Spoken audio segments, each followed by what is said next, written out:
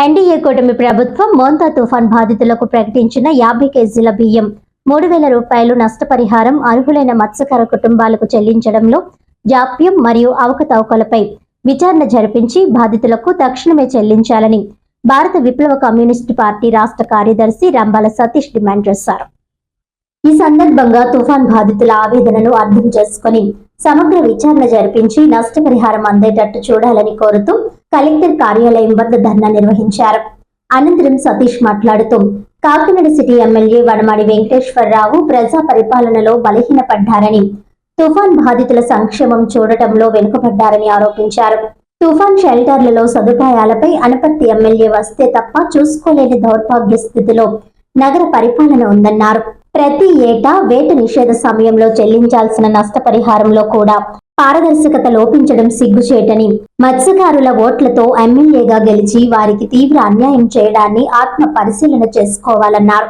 ఈ కార్యక్రమంలో పర్లోపేటకు చెందిన బాధితులు, పార్టీ జిల్లా కమిటీ సభ్యులు, ప్రగతి నారీ సంఘం జిల్లా కమిటీ సభ్యులు జీవన, పోలమ్మ, చంటమ్మ, వరలక్ష్మి తదితరులు పాల్గొన్నారు.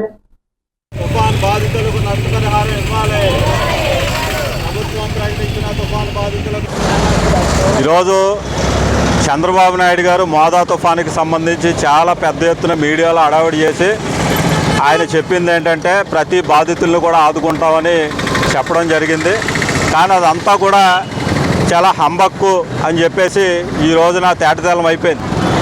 ఈరోజు నష్టపరిహారానికి సంబంధించి మత్స్యకారులకి ఎవరైతే ఈ వేటకు వెళ్ళి తుఫాను కారణంగా వేటకు వెళ్ళలేదో, అలాగే చేపలు అమ్ముకుని జీవనం సాగించేటువంటి మత్స్యకారులకు కూడా ఈరోజు ప్రభుత్వం ఇస్తానన్న 50 కేజీల బియ్యం, 3,000 రూపాయల నగదు కూడా కాకినాడ నగరంలో ఉన్నటువంటి మత్స్యకారులకి ఎవ్వరికీ కూడా అందలేదు.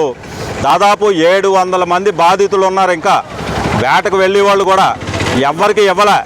మేము ఒకటే చెప్తా ఉన్నాం, ఈరోజు కొండబాబు గారు చాలా వీక్ అయిపోయారు. ఆయన ఎందుకో మాకు అర్థం కావట్లే. ఈరోజు ఎమ్మెల్యే కొండబాబు గారిని మేము భారత విప్లవ కమ్యూనిస్ట్ పార్టీగా ఒకటే అడుగుతూ ఉన్నాం, మీ నియోజకవర్గంలో మీరు ఒక మత్స్యకారుడు, వాళ్ళ ఓట్లతో మీరు ఎమ్మెల్యే అయ్యారు, వాళ్ళనే పట్టించుకోలేని స్థితిలో మీరు ఉన్నారంటే ఎంత సిగ్గుచేటని ఈరోజు మీడియా ముఖంగా మిమ్మల్ని అడుగుతూ ఉన్నాం. మీరు ఆత్మ పరిశీలన చేసుకోవాలా. ఎందుకంటే తుఫాన్ షెల్టర్లో ఏఎంజీ స్కూల్లో తుఫాన్ బాధితులను పెడితే మీరు ఎమ్మెల్యేగా ఉండగా ఎక్కడో అనపర్తిలో ఉన్నటువంటి బీజేపీ ఎమ్మెల్యే వచ్చి అక్కడ పర్యవేక్షణ చేసి ఇక్కడ వసతుల్లో కల్పించండి అని చెప్పి ఆయన డిమాండ్ చేసే పరిస్థితి ఉందంటే ఎమ్మెల్యేగా, టీడీపీ ఎమ్మెల్యేగా మీరు ఎంత బలహీనపడ్డారో ఒకసారి మీరు అర్థం చేసుకోండి, ఆత్మపరిశీలన చేసుకోండి.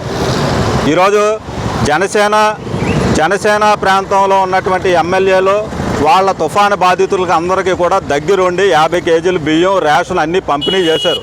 ఈరోజు మీరు ఏం చేశారు మీ మత్స్యకారులు కానీ అడుగుతూ ఉన్నాం. ఈరోజు వాళ్ళ ఓట్లతో మీరు ఎమ్మెల్యే అయ్యి ఈరోజు మీరు ఏం చేశారని అడుగుతూ ఉన్నాం. ఈరోజు ఖచ్చితంగా మేము ఒకటే చెప్తా ఉన్నాం, మీకు ఎన్ని రాజకీయాలన్నా ఉండొచ్చు, మీకు అవన్నీ మాకు అనవసరం.